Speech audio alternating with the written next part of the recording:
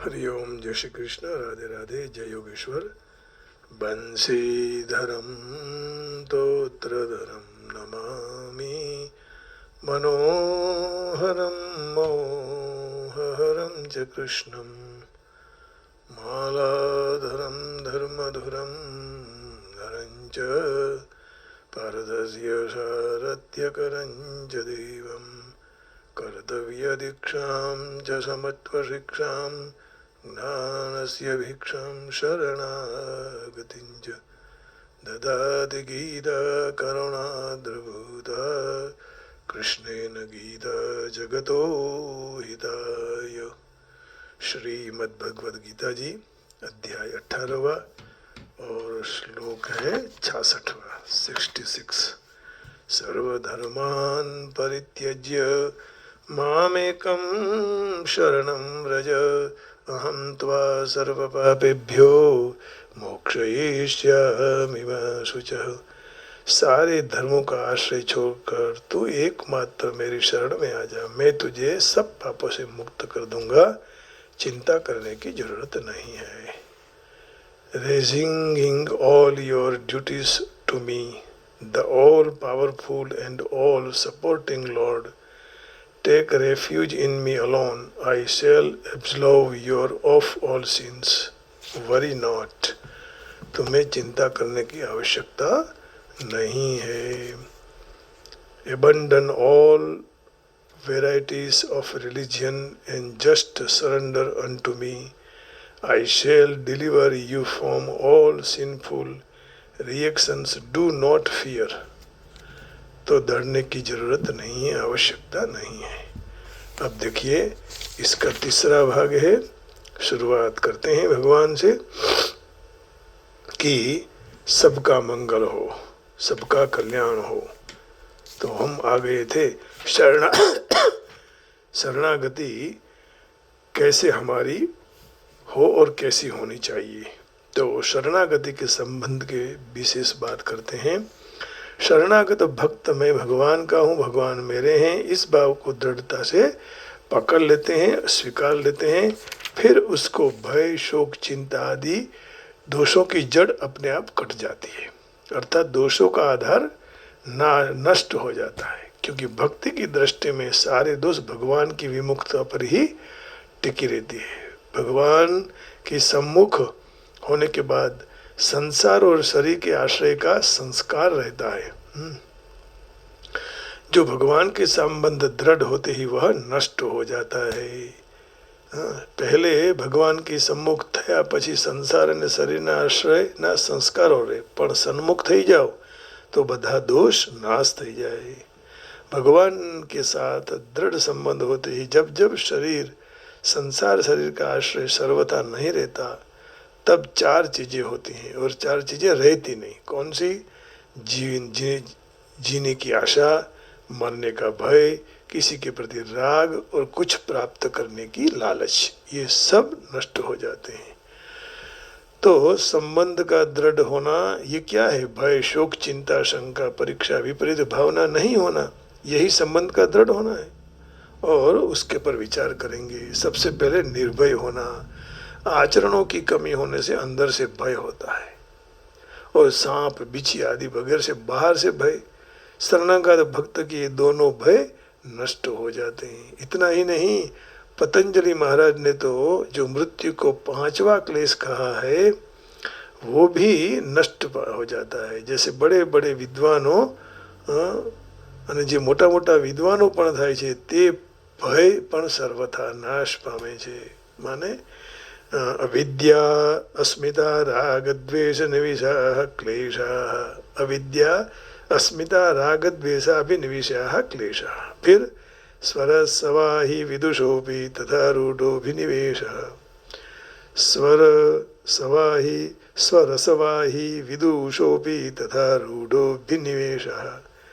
फिर चौथा बात बताया, भय सर्वथा नष्ट। श्रीमद् भागवत जी कहते हैं 10वें स्कंद में दूसरे अध्याय 33वां श्लोक, तथा न ते माधव तावका क्वचिद् भ्रश्यन्ति मार्गा त्वयि बद्ध सौहृदा, त्वयाभिगुप्ता विचरन्ति निर्भया विनायकानि कपमूर्धसु प्रभो, विनायकानि कपमूर्धसु प्रभो, तथा न ते माधव तावक क्वचिद् भ्रश्यन्ति मार्गात् त्वयि बद्धसौहृदाः, त्वयाभिगुप्ता विचरन्ति निर्भया विनायकानि कपमूर्धसु प्रभो।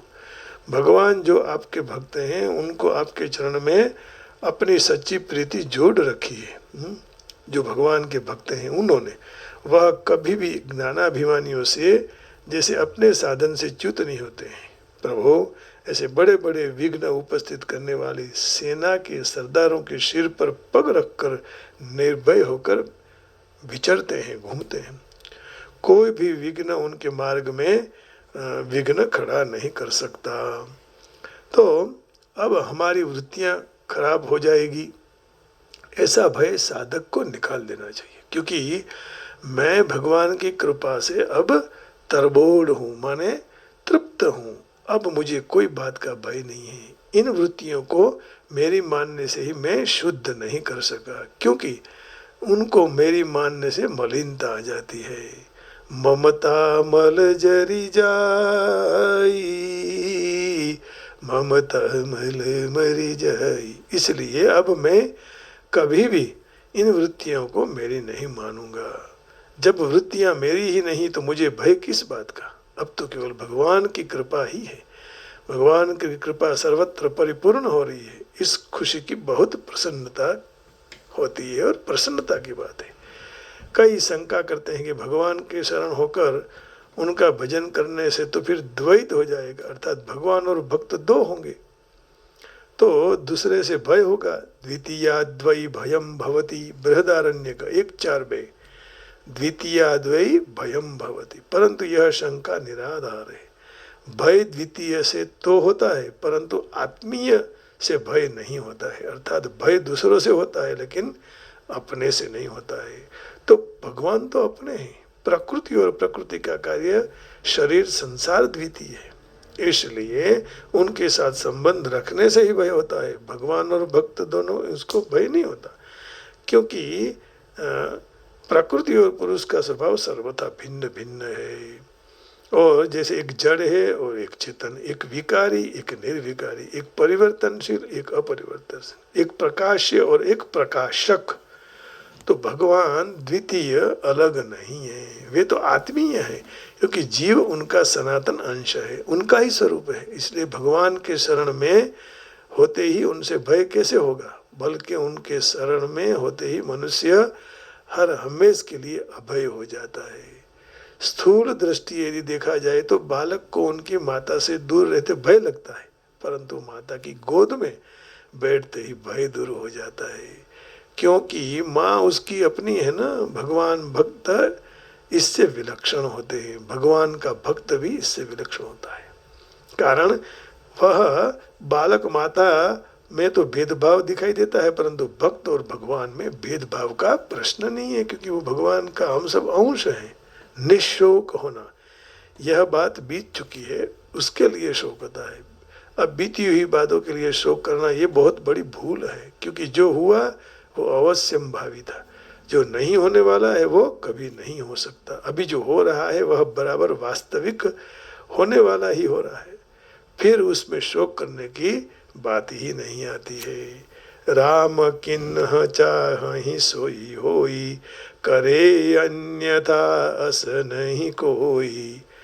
राम किन्ह चाहि सोई होई, करे अन्यथा अस नहीं कोई। श्री राम जय जय राम, श्री राम जय जय राम। होई सोई जो राम रचि राखा, को करी तर्क बढ़ावे शाखा। होई सोई जो राम रचि राखा, को करी तर्क बढ़ावे शाखा। तो प्रभु के यह मंगलमय विधान को जानकर शरणागत भक्त सदा शोक मुक्त रहता है। शोक उसके पास आता भी नहीं, घूमता भी नहीं, निश्चिंत हो जाना। जब भक्त अपनी मानी हुई वस्तुओं सहित अपनी जात को भगवान को समर्पित कर देता है, तब उससे लौकिक पारलौकिक किंचित मात्र भी चिंता नहीं रहती है। अर्थात अभी जीवन निर्वाह कैसे होगा, कहाँ रहने का, के कौन सी मेरी दशा होगी, सी गति होगी आदि चिंता बिल्कुल नहीं रहती है। क्या जासू क्या रहवानो क्या जवानू कहीं खबर न थी, मने भगवान को सौंप दो। चिंता दीन दयाल को मोह मन सदायानंद जायो सो प्रतिपाल से रामदास गोविंद। चिंता दीन दयाल को मोह मन सदायानंद जायो सो प्रतिपाल से रामदास गोविंद। तो भगवान के शरण होते ही शरणागत भक्त में यह एक बात रहती है कि जो मेरा जीवन प्रभु के लायक सुंदर और शुद्ध नहीं बना तो भक्तों की बात मेरे आचरण में कहाँ आई, अर्थात नहीं आई, क्योंकि मेरी वृत्तियां सारी नहीं रहती है। वास्तव में मेरी वृत्तियां ऐसा मानना ही दोष है। वृत्तियां इतनी दोषित नहीं है। मन बुद्धि इंद्रियां शरीर, उसमें जो मेरापन है वही भूल है। क्योंकि जब मैं भगवान के शरण हो गया, जब सर्व कहीं उनको अर्पण कर दिया, फिर मन बुद्धि आदि मेरे कहाँ रहे। इसलिए शरणागत को मन बुद्धि आदि की अशुद्धि की चिंता नहीं करनी चाहिए। अर्थात मेरी वृत्तियां अच्छी नहीं ऐसा भाव भी नहीं लाना चाहिए। कोई कारणवशात अचानक ऐसी वृत्तियां आ जाए तो आर्त भाव से पुकारे, हे मेरे नाथ, हे मेरे प्रभु, मुझे बचा लो, बचा लो, बचा लो। इस तरह प्रभु को पुकारना चाहिए, क्योंकि वे मेरे स्वामी हैं। पुकारे प्रेम से कोई तो नंगे पाँव आते, पुकारे प्रेम से कोई तो नंगे पाँव आते। हरे कृष्णा हरे गोविंदा माधवा हरि गोपाला, माधवा हरि गोपाला। कृष्ण कृष्ण गोविंदा हरे हरे गोविंदा। प्रेम से पुकारे कोई तो नंगे पाँव आते हैं। भगवान खुद चले आते हैं। प्रभु मेरे सर्व समर्थ है तो फिर मैं चिंता क्यों करूं। भगवान ने कह दिया कि तू चिंता नहीं करना। माँ शुचा सर्वधर्मान परित्यज्य मामेकं शरणं व्रज अहं त्वा सर्वपापेभ्यो मोक्षयिष्यामि माँ शुचा।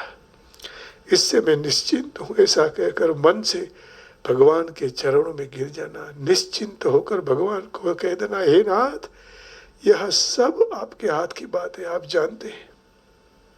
सर्व समर्थ प्रभु के शरण हो गया।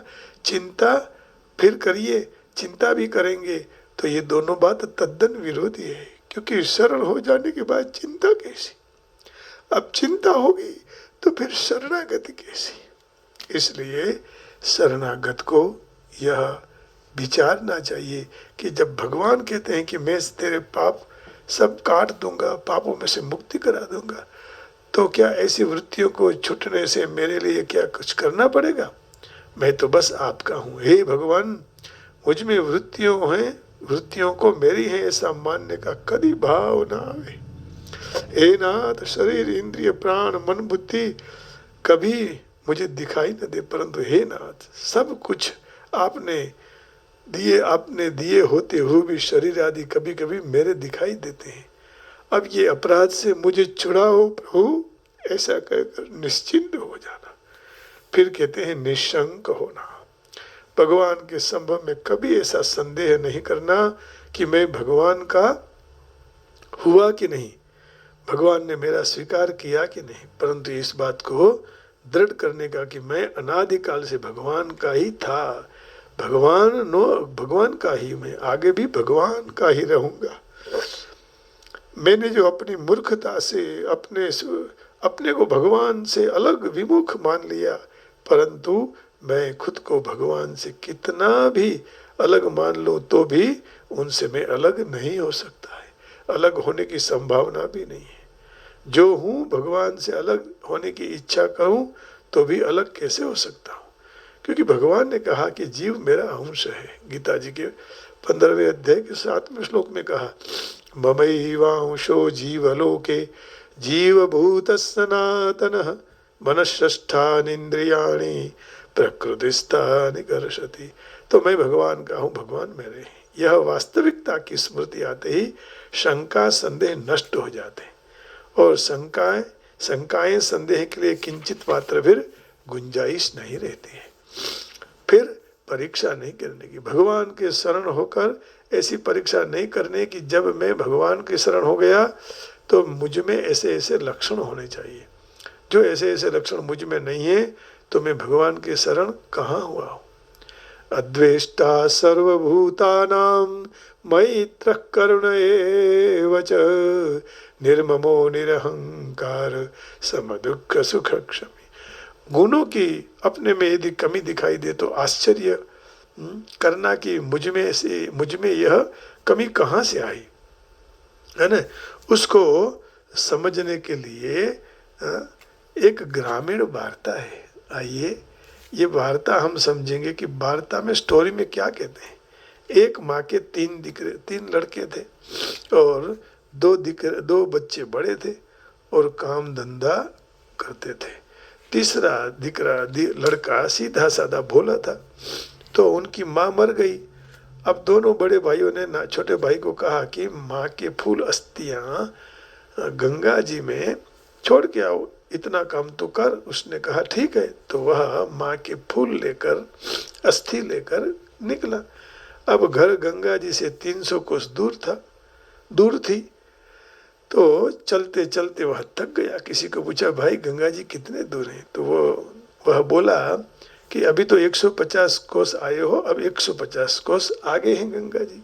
उसने सोचा कि कब गंगा जी पहुंचेंगे, फिर वह वापस निकलकर कब आऊंगा मैं, ऐसा दुखी होकर उसने अस्थि जंगल में ही फेंक दिए। गांव के पास से बरसात का जल बासन में भर कर ले लिया, क्योंकि गंगा जी जाने वाले व्यक्ति आते जाते गंगा जल लाते हैं। तो वहां से वह वापस आ गया और अपने गांव में पहुंच गया। बड़े भाई ने सोचा कि यह गंगा जी जाकर आता तो इतने दिन में नहीं आ सकता, गंगा जी गया ही नहीं है। तो बड़े भाई ने उसको पूछा कि तू गंगा जी जाके आया? तो उसने कहा हाँ, गंगा जी जाके आ गया। बराबर गंगा जी के ब्रह्मकुंड में से अस्थि को फूल को वहाँ पधरा कर वहाँ से गंगा जी का जल लाया हूँ। झूठ बोल दिया। भाइयों ने समझ लिया कि ये सच नहीं बोल रहा है, इसलिए वे चुप रहे। दूसरे दिवस निद्रा में से उठकर छोटा भाई के साथ बोला, एक भाई नाना भाई के साथ बोला, तू सच बता दे, क्या तू गंगा जी जाके आया या फूल अस्थियां गंगा जी में वहां रख दिए, छोड़ दिए? तो कहा हाँ खरे सच है, गंगा जी जाकर आया। तो बड़े भाई ने कहा कि जो रात को स्वप्न में मुझे माँ मिली थी, माँ ने कहा कि इसने तो गंगा जी तक मुझे नहीं पहुंचाई है, बीच में ही छोड़कर आ गया है।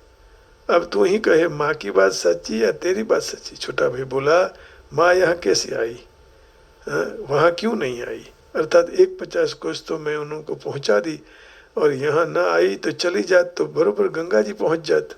माँ यहाँ आई उससे वहाँ चली गई होती तो। इस बात का तात्पर्य हुआ कि भगवान के शरण होने के बाद भक्त अपने को जांच करता है, परीक्षा करता है कि भक्तों का संतों का लक्षण मुझ में अभी तक नहीं आया, मैं भगवान के शरण नहीं हुआ। जब मैं भगवान के शरण हो गया तो अब लक्षणों की कमी क्यों रह गई, तो मुझ में यह लक्षण क्यों ना आए? ऐसी मान्यता से साधक शरणागत हो जाएंगे और पूर्णता प्राप्त कर लेंगे।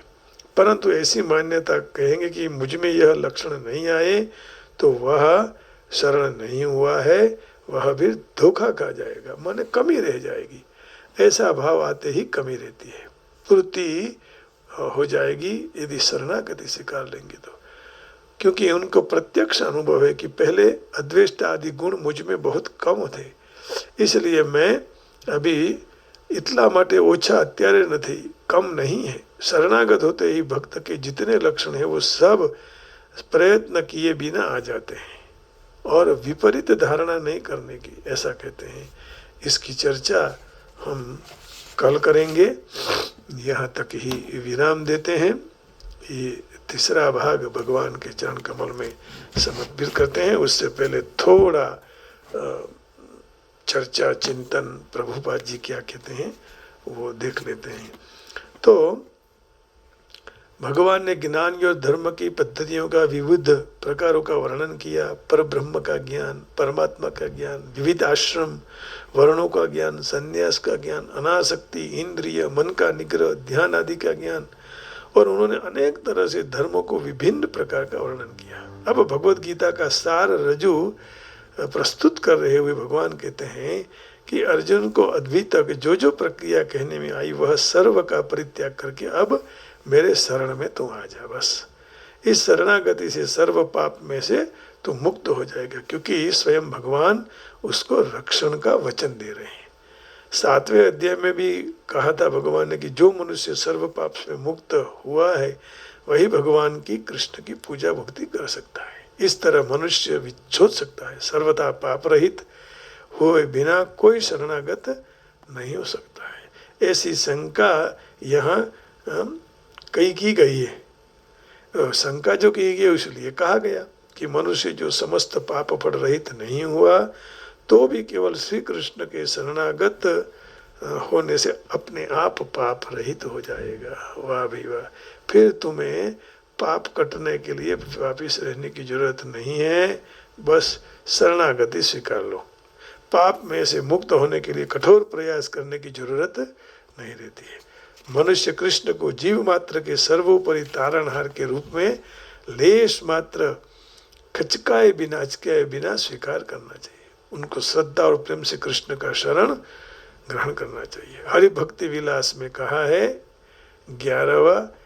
676 में कृष्ण का शरण ग्रहण करने का ये पद्धति है। अनुकूलस्य संकल्प प्रतिकूलस्य वर्जनम रक्षयिष्यति विश्वासो गुप्तृत्वे वर्णम तथा। तो आत्मनिक्षेप कार्पण्ये षड्विधा शरणागति, 6 प्रकार की शरणागति है, वो स्वीकार करनी नहीं चाहिए।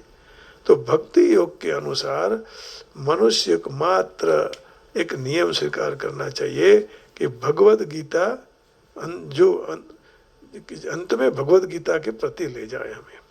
समाज में अपनी स्थिति के हिसाब मनुष्य अमुक व्यावसायिक कर्तव्य कर सकता है, परंतु जो अपना कर्तव्य करने में कृष्ण भावना तक न आ सके तो उनके सब कार्य निरर्थक होते हैं।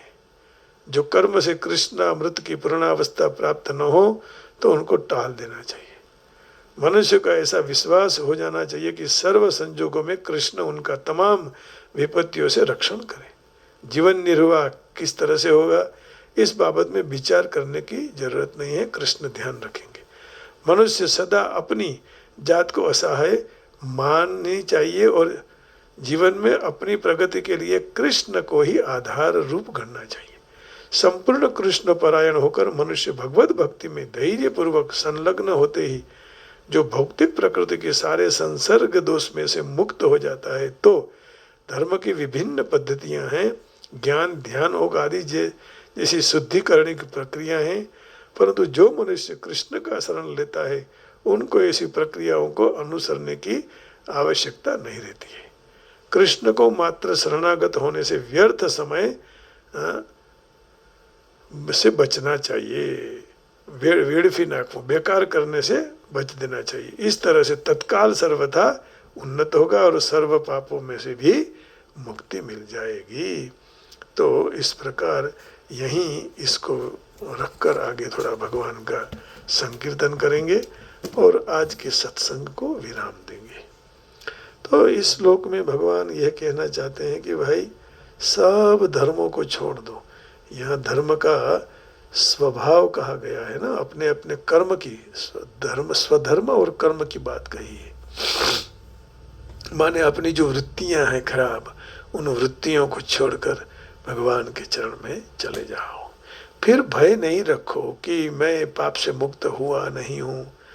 अब एक बार शरण में चले जाओ तो फिर अपने आप वही कृष्ण कहते हैं कि मैं तुम्हें मुक्त कर दूंगा, इतना वचन देते हैं। बस उसी वचन के पर विश्वास रखकर, श्रद्धा रखकर, भगवान ही सब कुछ मेरे हैं और मैं ही भगवान का हूँ, इस भाव से अपनी नैया को जरूर आगे बढ़ाएं।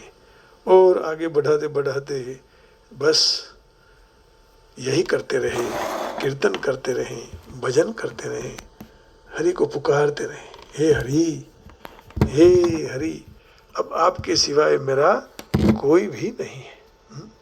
नहीं तो आपको, मुझे और आपको पता है कि एक बार यदि हमें काल पकड़ लेगा तो फिर हम इसमें से छूट नहीं पाएंगे, है ना।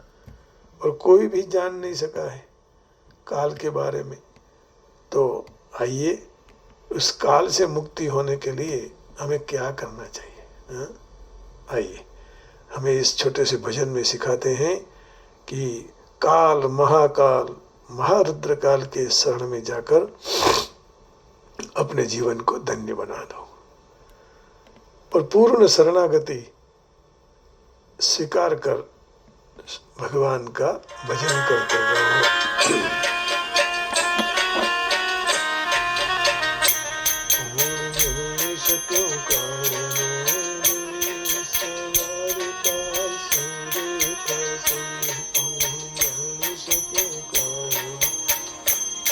सवारे काल के ऊँटा से कौन जान सक्यों काल मेरे, सवारे काल के ऊँटा से आयमथी हंस लो रे, ओ चिंता नो उड़ी जस, आयमथी हंस लो रे, ओ नो उड़ी जैसे कौन जान सक्यों काल मेरे, सवारे काल के ऊँटा से।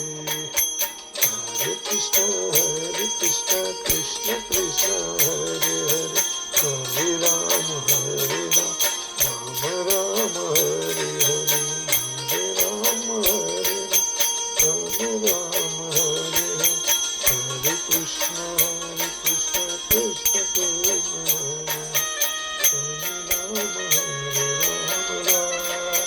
राम राम हरे हरे, हरे कृष्ण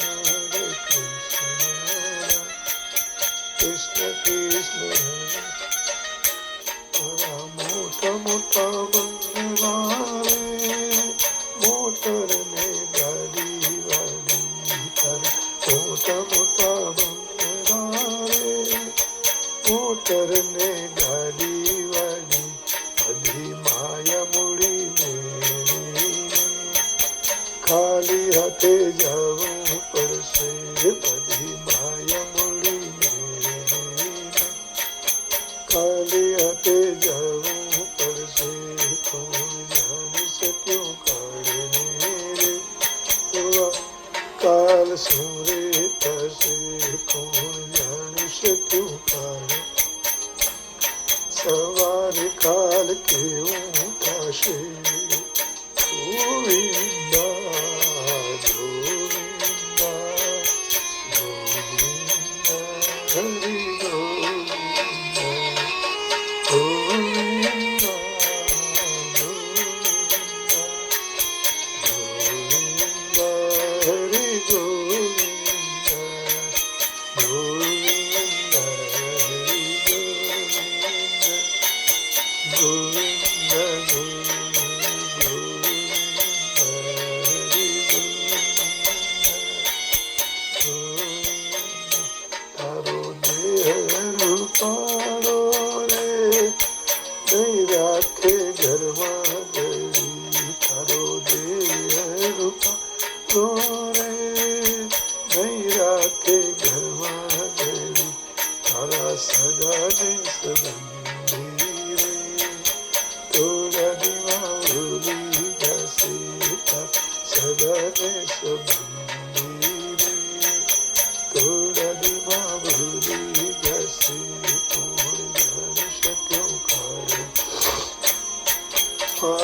કાલ સુરે થશે કોણ જાણી શક્યો કાળને રે સવાર કાળ કેવું થશે ગોવિંદ ગોવિંદ ગોવિંદ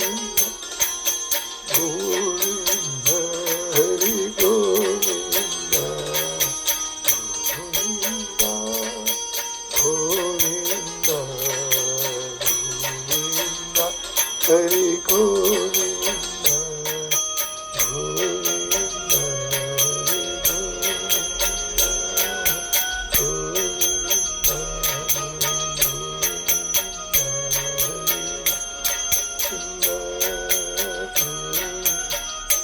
તારી સાચી ખોટી વાણી રે વાણી આ જગમાં તારી સાચી ખોટી વાણી રે વાણી આ જગમાં તારો પંજેડાનો માળો રે પલકમાં ખાઈ જશે તારો પંજેડાનો માળો રે પલકમાં ખાઈ જશે કોણ જાણે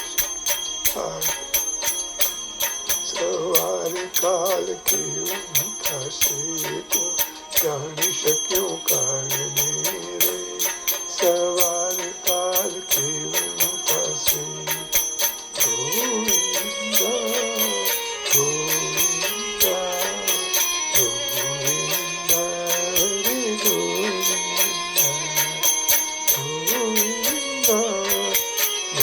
ગોવિંદ ગોવિંદ ગોવિંદ હરિ ગોવિંદ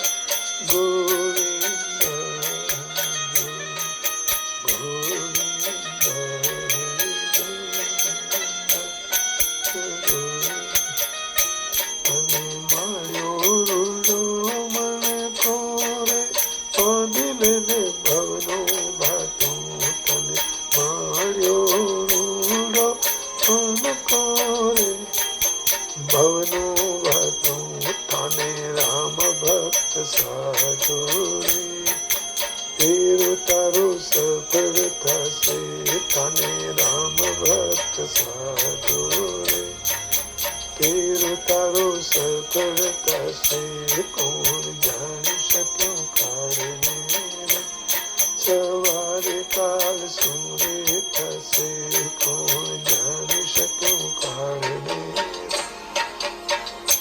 કાલ કેવું થશે આ કાયમથી હંસલો રે ઓ ચિંતાનો ઉડી જશે આ કાયમથી હંસલો રે ઓ ચિંતાનો ઉડી જશે કોણ જાણી શક્યો કાળને રે સવારે કાલ સુરે થશે કોણ જાણી શક્યો કાળને રે સવારે કાલ કેવું થશે ગોવિંદ હરિ ગોવિંદ ગોવિંદ હરિ ગોવિંદ હરિ